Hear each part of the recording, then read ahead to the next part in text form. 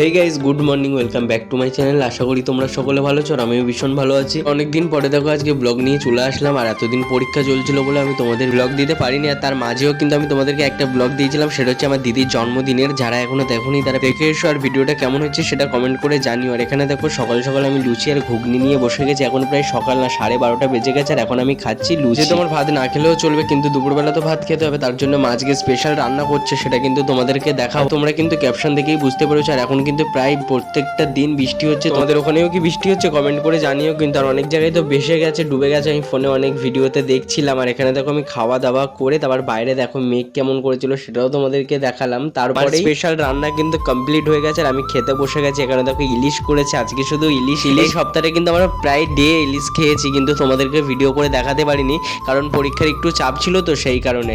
আর এখানে দেখো আমি ইলিশ মাছটা খুব মজা করে খাচ্ছি। আমার তো ইলিশ মাছ খেতে ভালো লাগে।